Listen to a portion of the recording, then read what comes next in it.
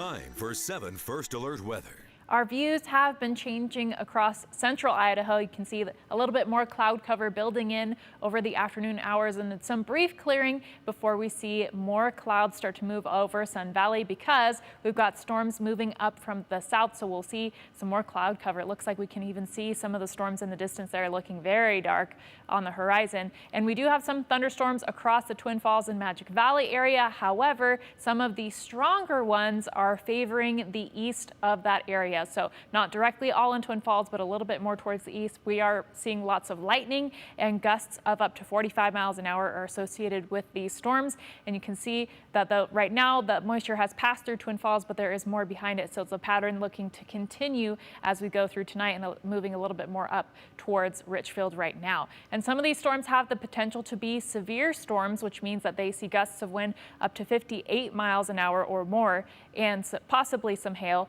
But you can see this is on the low end of the Storm Prediction Center scale. So thankfully, it's not a large risk that we're expecting today. But we are going to continue to see those showers and storms throughout the weekend. Unfortunately, our holiday weekend looking a little bit soggy and stormy for us. And what's fueling that is this low pressure center that's continuing to dive south. And as that's happening, the air is being rerouted from the south. And so that's bringing in more moisture into our area. And so that pattern is going to stay pretty consistent over the whole weekend. So you can see by Sunday, we're getting lots of that southerly flow, which means even more moisture. And then by Monday, that's going to continue to work its way east. But with the low pressure right over us, that's going to continue to fuel those storm chances.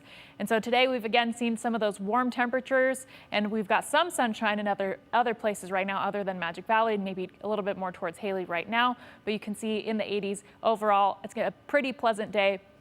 However, just some isolated thunderstorms that we've been tracking. So again, the main threats with those storms for the rest of the night are going to be gusty winds, lightning, and localized downpours. And we're actually tracking a good amount of moisture with these storms. So once those storms tap into the water vapor that's above it, they could produce an inch of rain an hour with the stronger storm. So the storm activity is expected to continue. And then by tomorrow morning, we look at chance of showers for Treasure Valley spots favoring the western side of Idaho and eastern Oregon as well. And then as we go into the evening, we're going to be tracking some thunderstorms favoring that same area. And that looks to continue into the overnight hours as well. And then that pattern of showery and stormy continues all the way into Sunday as well, with more moisture on the way. Things getting really widespread by Sunday afternoon.